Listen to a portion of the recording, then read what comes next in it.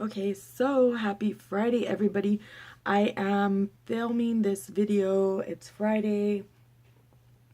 Um, it's kind of raining outside. It's been drizzling like all morning, all evening, all afternoon. I think it's like around, yeah, it's like 5. I was supposed to go somewhere today, but that didn't happen. So I'm gonna go ahead and make a video that I've been wanting to make. I've just been actually learning a lot more about this topic, and it's about, I don't think I'm gonna give it a title yet because I don't know where it's gonna go. So I'm just gonna share with you guys what I've been learning so far about myself, and hopefully this will help you also. I'm also trying to speak out loud more and personally talk to you guys face to face. I know there's not many people around me and it's just a camera, but I believe that I need to get help with doing that, so I'm going to do that with you guys. Practice, right? So before I start, I really just hope that you're encouraged, and I pray that, God would speak to you through this. And the reasons why I always pray for that is that, sometimes I want to be heard, but at the same time, I don't want you to hear it from me, because if it's coming from me, it might necessarily mean that much to you. It may mean more if it's coming from God, and I would like God to use me to speak to you about something in your life. Of course, I'm going to be talking to you about things that are in my life, things that I've actually gone through, because I don't want to help you with something that I haven't gone through myself. So with that being said, I will go ahead and start. I've been actually learning about several years already, my strengths and my weaknesses. I remember maybe it was like 3 or 4 years ago, I was asked, oh, what are your strengths and what are your weaknesses? Like, so where could I put you that could show your strengths and what are your weaknesses? And at that time, I was like still struggling with pride. So I was just like, first of all, I'm not going to tell you what my weaknesses are. Second of all, I'm not really sure what my strengths are, because I didn't really want to be like conceited about it, or like by knowing what my strengths were. So that's how I felt for so long. And I didn't realize that it was actually good to know what your weaknesses and strengths are.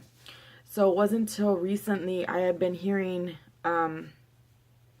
God speak to me about those things again, even through prayer. I'm sorry, guys, my hair is crazy right now. In this light, you could see all the little tiny hairs. It doesn't look, yeah, it looks pretty bad, but just ignore that. But yeah, so I don't want to keep going off trail, sorry. So yeah, I've been learning about my strengths and weaknesses, and that it's okay to have weaknesses, because we're not perfect. So that's actually one of my weaknesses. Is I used to struggle a lot more before with perfectionism, but I still find that there's areas in that God's still working on me in those areas. And also I have to put in work too, because I have to acknowledge that I'm weak in that area. So there's that. But what helped me was, I'm going to give you guys some little bit of tools that you could possibly use to help you in these situations where you're learning about yourself and stuff like that. So okay, so it's not showing that my video is going to my SD card. So if this cuts off, I'll make a part 2 and attach, because like it might cut off. Okay, so what I've learned to do, and what I've gotten information from leadership, from people that I've actually seen walk their walk. I've actually seen their transformation, what God's done in them, and that this actually worked, the fruits of their labor. So a few of the things that I will share with you are personally some things that I do. Like first, when I first started off, one of my leaders advised me that it would be a good idea to write down my weaknesses and my strengths. So I did this, right? After a while, because at first I was like, I don't want to do that. That's like, why do I want to see that I'm weak? You know, like I was so very prideful. So I didn't even want to look at my weaknesses. I didn't even want to face them. I didn't want to know that I had them. I already knew that I was a weak person in so many things.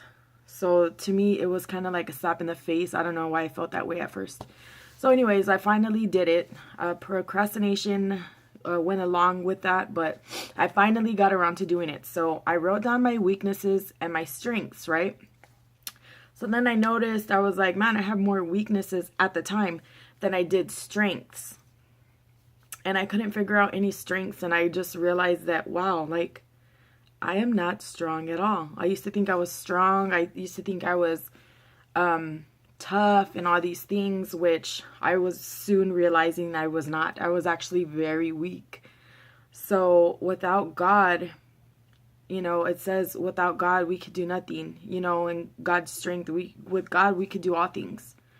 And I just started seeing that come to life, you know, like, wow, it's true. We can't do anything without God. I was so weak. I was all these things without God. And so I started writing those down. And then the next step after, it took me probably so many months just to do that, honestly. That's how stubborn I was. So after I finally did that, I was like, okay, I finally went to my leaders and I said, okay, I did step 1 and I looked at my weaknesses and my strengths. Because when you're writing them down, you have to also really see yourself. And the reason why I didn't do this video a few years ago, was because I don't think I was really settled into what I was still doing. I was still learning all those things. And sometimes my words come out not like what's in my head. So I'm working on that too, to try to explain and explain what's in my head when I speak it. Okay, I already messed that up. But anyways, so part 2 was, okay, what my weaknesses were. So my leader said, look at your weaknesses and everything that you're weak at. You're not that very well in. Look up those scriptures. So let's say I was weak in anger because I let anger take over me. So now what I was doing was looking up every scripture that dealt with anger. And they had me write them down over and over. And I had to write them down at least a few times to kind of get it in my head. And then walk those out. Now, I couldn't even move on from part 2 for so long. Years. And as I'm seeing now, the more that I got to learn all those weaknesses, the stronger I was becoming with God, because he was showing me that I needed him every step of the way, every step of the way, every step of the way. And also, there was so many people in my life that I wanted to come to Christ and come to the knowledge and to know him and feel loved by him and all these things. But at the same time, I was trying to control those situations. So what I didn't see was that I needed to change first in order for God to show me that I'm not the one who changes the people. He's the one who's in control of that. Okay, sorry. Where was I? I was talking. Riley just walked in. Oh yeah, so I had to, just a second, because she's crying. Hold on. Okay. So, learning that I couldn't control everything. Yeah, so I couldn't control everything, and I wanted people to change and all these things, and why wasn't this happening? And then God showed me, you know, you need to change you. And then this is where I learned the phrase that I tell a lot of people, I tell my friends, I tell family members, be the change that you want to see. And I may have said it before, because it's something that I just like, I even tell myself sometimes in situations where I'm just like, this isn't going a certain way. And like, why is this? Da, da, da, da, da. It's like a lot of times we want to complain and everything. But what can we do to help out the situation? We can be the change that we want to see. Okay. And this word, that phrase actually works for so many things that you could apply it to your life in so many different ways. Now, this helped so much. So writing down your strengths and your weaknesses, seeing what you're good at and what you're not good at. Your strengths and your weaknesses could be, you could look at the fruits of the Spirit. Now, let me see. Let me get you some scripture for this, okay?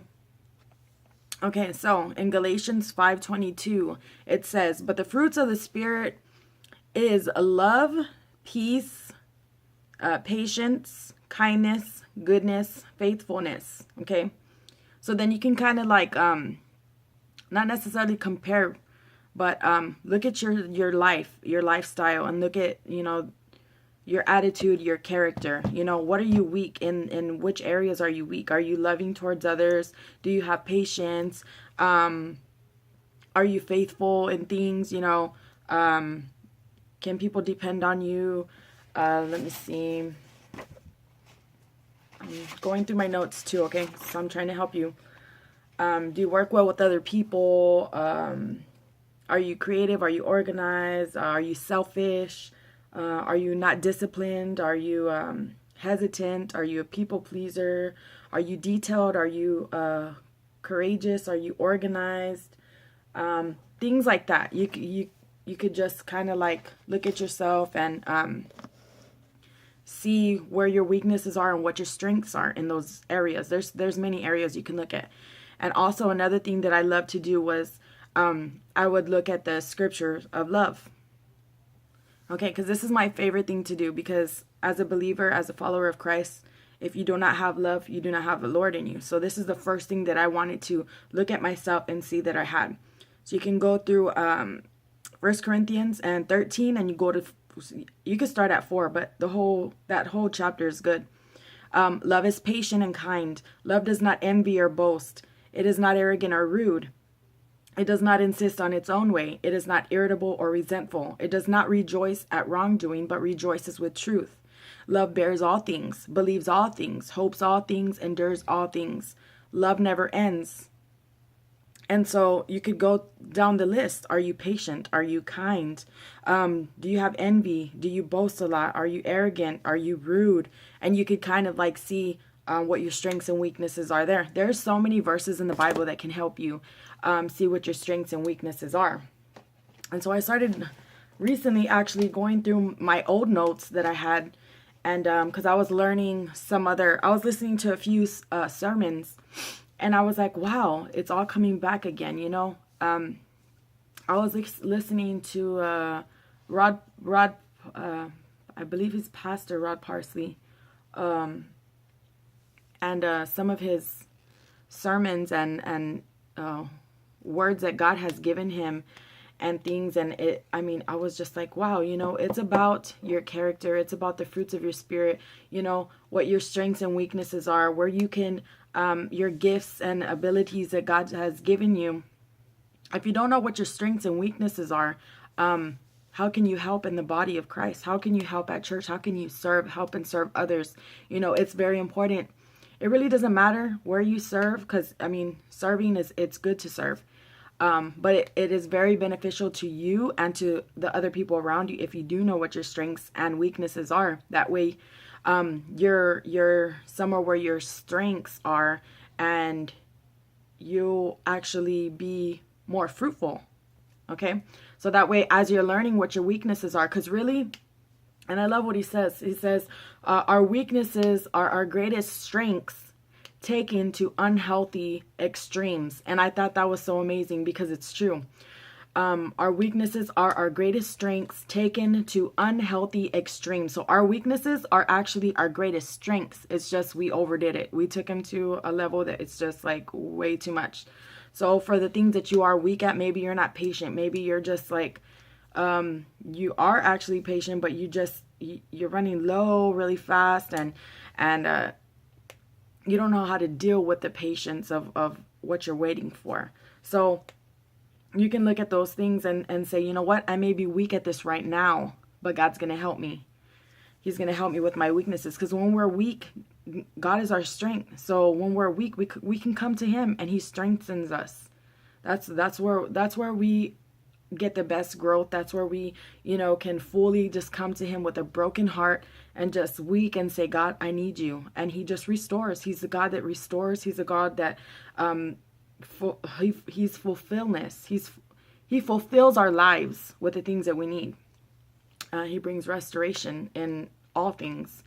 So yeah, and then also stretching yourself. He's been talking about stretching yourself, and it's about things that are necessarily that are not selfish.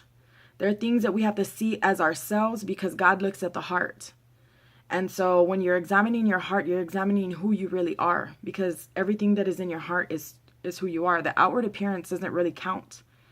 And not saying that things that you do don't count, because faith without works is dead. But at the same time, look at your heart and look at, where you're standing in your, in your everyday life. And you don't even have to be a believer, but at the same time, examine your heart, see where you're at, what your strengths and weaknesses are. You could help or you could hurt the people around you, depending on what you're struggling with. So know what your struggles are, know what your weaknesses are, and write those scriptures down. Write them all down. Everything that has to do with what you're weak at, write them down. And I guarantee you, I promise you, you will start being strengthened in those areas in your life. God will give you the strength, and he will show you, he will teach you, you will grow if you apply them to your life. So yeah, I just wanted to share with you guys that, because I've been kind of continuing to do that again in this new year. I think it's helping, helping God, showing me my heart all over again, because he's always checking us. He's always testing our hearts and checking our hearts and testing our minds and everything, and it's good to constantly check your heart every day, daily, repent, come to the acknowledge that you have sinned, ask for forgiveness, but really truly want that growth. Don't just continue doing what you've been messing up on and think that you're not going to have anything to pay from, because those things add up. You do have to pay for the consequences of all those things. So just learn and grow and ask God to show you. Surround yourself with people that are going to help you grow and learn. And I hope this helps you, because this truly blessed my whole life. Just a very little 2 steps at first that I only had. One that it took me forever to do, and the other one was great. I mean, the 3rd step really is to apply all this to your life. That's really the 3rd step, and you will actually see God move you from all your weaknesses, and those will become your greatest strengths. So God bless you guys. I love you. I hope this helped again, and I'll see you soon. Bye.